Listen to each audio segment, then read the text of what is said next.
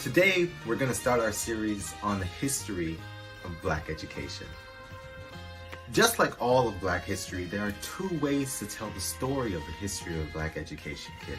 There's the obvious and important story of oppression, racist IQ tests, standardized tests, school police, exclusion from educational opportunities, resources, and unequal teacher wages and teacher training.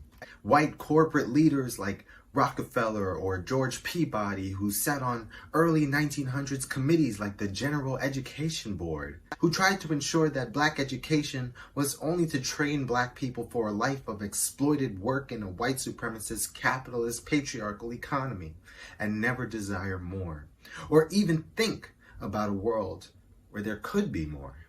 Then, kids, there's the other side of the story. The story of Black educational resistance, enslaved people stealing education at every chance, Black people valuing knowledge in all of its forms, whether it was reading a page, reading a night sky for a path to freedom, or reading the rhythm of a drum to get messages. Black people creating their own schools during and after emancipation. Black Civil War soldiers learning to read and teaching communities after the war.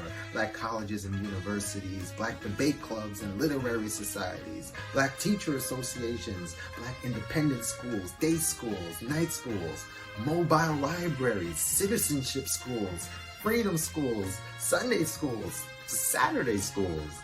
The relationship between liberation and Black education is inextricable, kids. In this series, we'll be focusing on that resistance, but never forgetting why the resistance was needed in the first place. The history of Black education is the history of education. The story of education is the story of a society deciding what kind of society it wants to be. And a huge part of knowing that story is understanding how the people who were excluded from society were educated and what types of education they were expected to receive and what types of education they carved out for themselves. Which brings us to today's story, Reconstruction.